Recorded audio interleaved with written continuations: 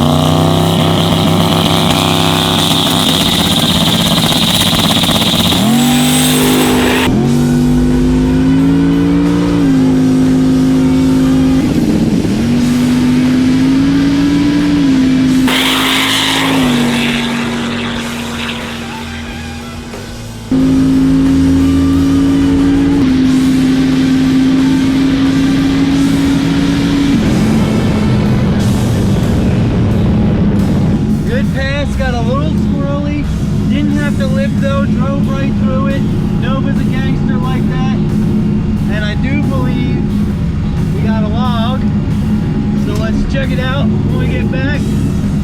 Not a bad off the trailer tune-up right there for this road. I mean, like I said, it got a little swirly. Let's see, draggy knows all. Yeah, that swirliness didn't help us. What we're more importantly worried about is the log.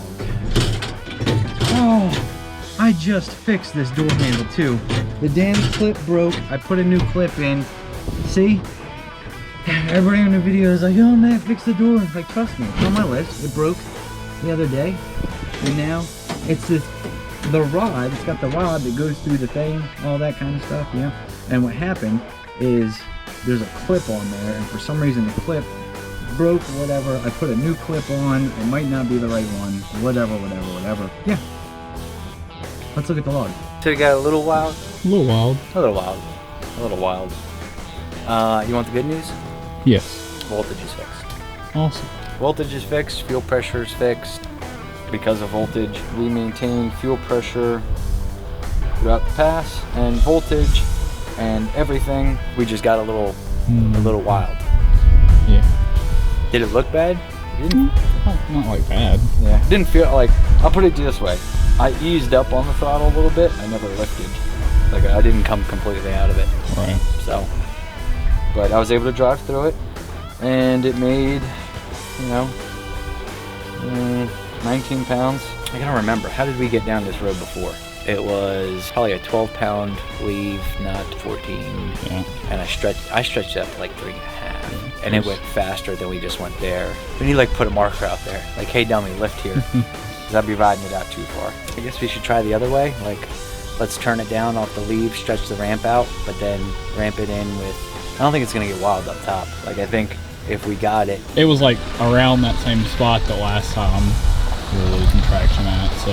Yeah, that's the problem is I feel like I either gotta go the other way and we either gotta put it all in before there, or it's gotta be stretched out to after there. Not bad. Voltage is fixed though. I got scared because I went to look at the log thing to make sure it was logging and it was on another screen.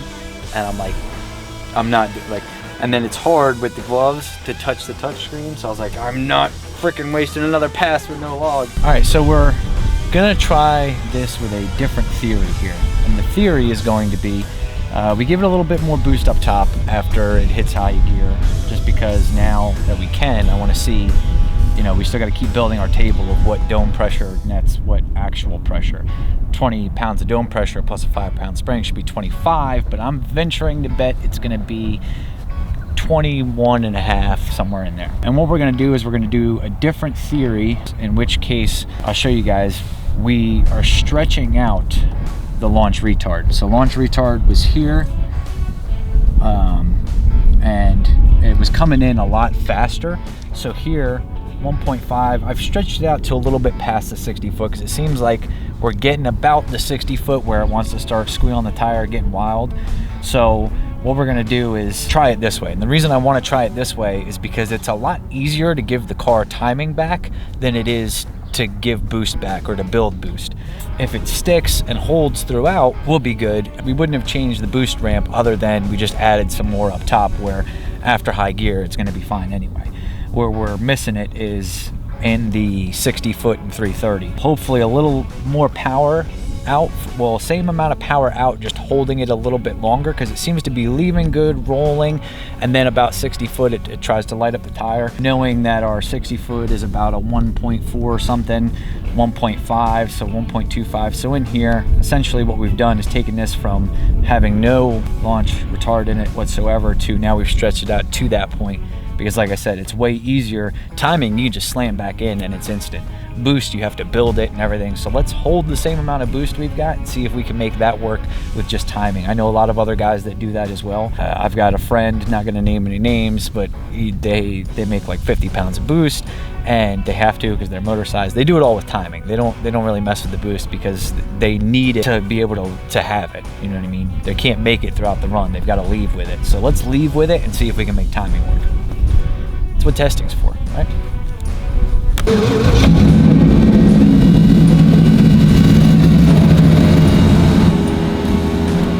Damn cables get caught. You can turn the wheel.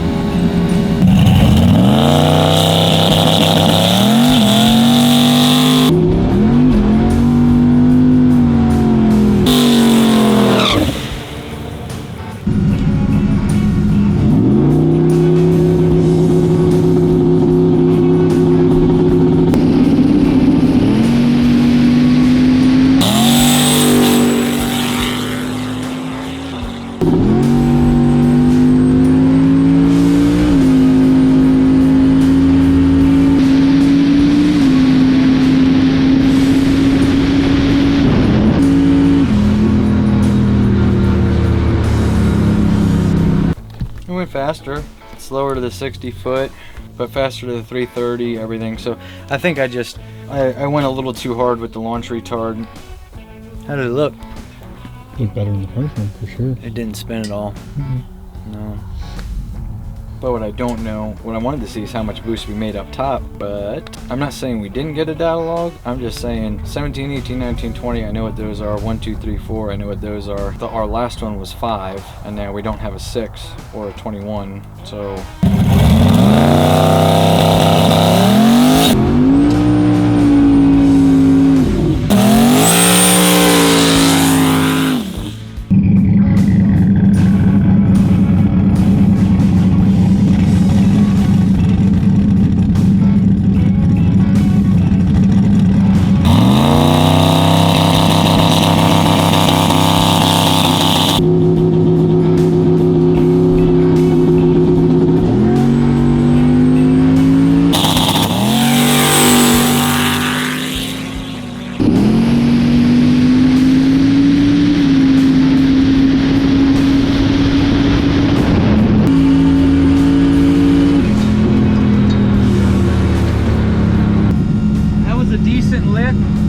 I screwed myself by short shifting, I think, but all in all, felt pretty good. Yeah, that was a much better pass. It was still a little short to the 60 foot, but 330 it picked up. 8th mile it picked up. I'm happy with it. We're getting it figured out. We're getting it figured out. It felt like it was making good steam with the boost too. Like it wasn't BSing. It was making some PSI. So I ain't mad at that. I did screw myself with the short shift. I don't know why. Like it just felt good, and I was like, oh, shift it. Like, hey, dummy, this thing shifts itself. What have you been doing? But I'll take it. I'll take it. I think we need to make one more just so I can hit my ET goal on this road. And I don't think it's going to take much to get there. So let's do it. It's a boost. I actually made 21. Huh? Made 21. What did I say? 21 and a half? Yeah. What I was thinking. Yeah. So she went a little above. Yeah. So it made 21.9 at the very tippy top, like right when I let out. 21.5. Yeah. It really made like in the 21 range from second gear on. Fuel pressure still looks great. Voltage looks great. Everything looks great. We almost hit my ET. We were this close. We might make one more just so I can run the number.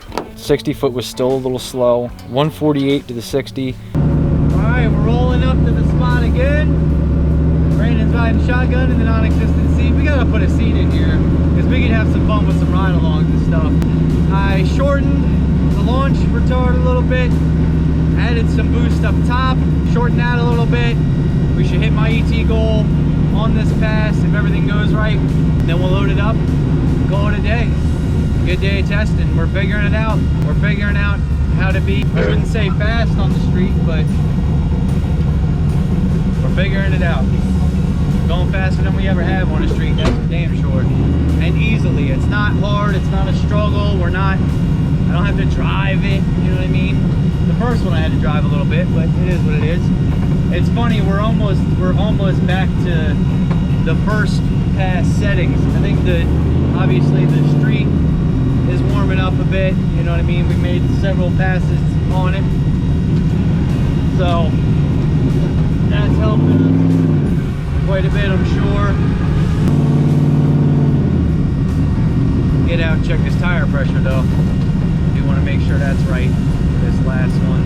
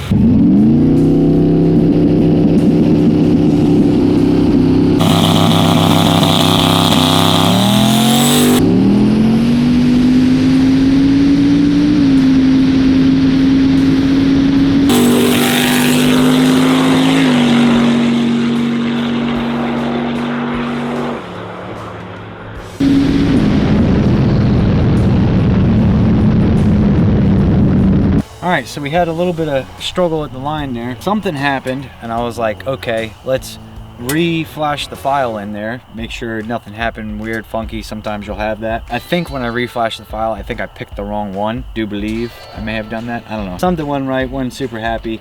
It went a little bit slower, not faster like we wanted to. But from the 60 foot, I feel like it was the wrong file. So I'll pull the file, we'll figure it out. I think it's time to maintenance this thing. I think we should do that and take a look. I mean, we're making significant progress. We're getting faster. It's getting faster on the street. I mean, I got no complaints. The only complaint I got right now is whatever just happened back there. The problem is it was computer shutting us off. When I reflashed the file, then we were able to do a burnout. But by that point, we'd tried to do several burnouts, everything. I mean, I don't know. We had a little something funky happen there, which will happen, but is why you test. So now I can dive into the logs, figure out what went wrong. I can send Derek data logs. We can check out all this kind of stuff, everything, and kind of go from there. See what happens. So we were there. We were like, I was inching towards it, and I was like, all right, let's do. And then something funky happened. But we'll figure it out.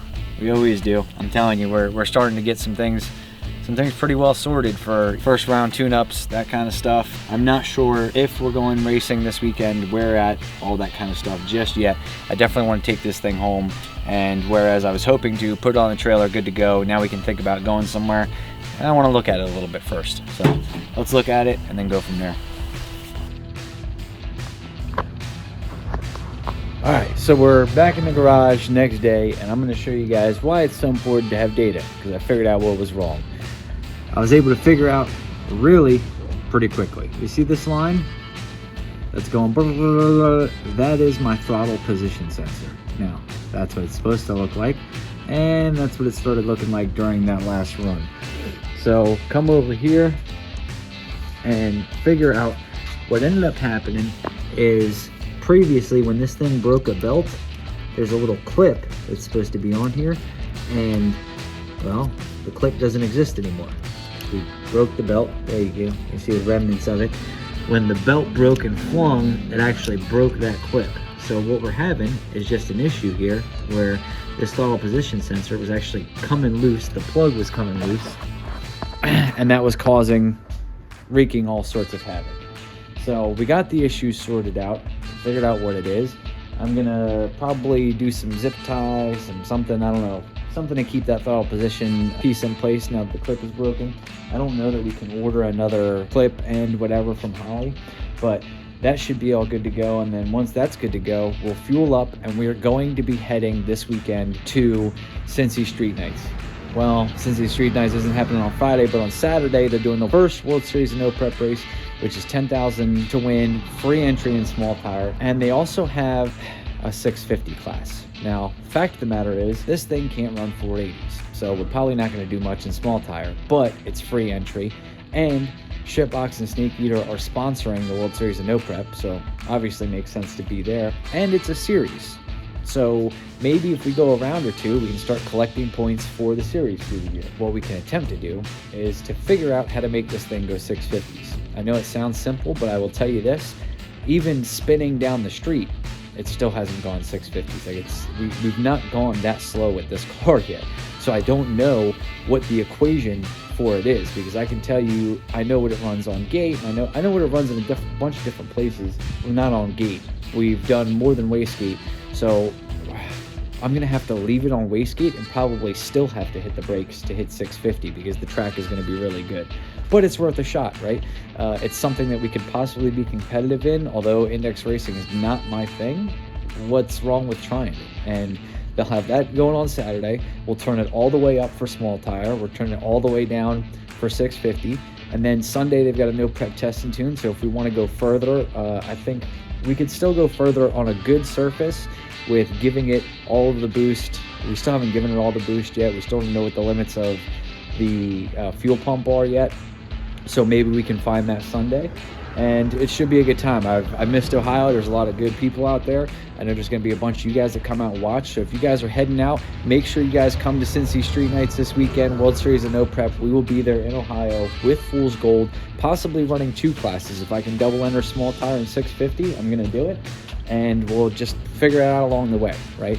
I wish they had a 6.0 class, because that one I'm pretty sure I could probably nail a tune-up pretty easily for.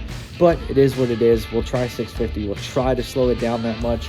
Like I said, I know it doesn't sound like, oh, well, that's not that hard, but the chassis works very, very well on a good surface, so it doesn't take very much power at all to run the ET. That's what we've been finding is when we went out last week to Shady Side, that on a good surface, the chassis just works. So it doesn't take a lot of power to run the number. We're not having to make up for chassis inadequacies by throwing more power at it. We can have a little bit of power. I say a little bit, but you know, what we would expect it to make ET-wise on 800 horsepower, 900 horsepower, whatever, that's what it will make. So we'll figure it out. We'll get it done. And should be a good time, and looking forward to trying something new. So let me get this thing maintenance figured out and back on the trailer, because Ohio, here we come.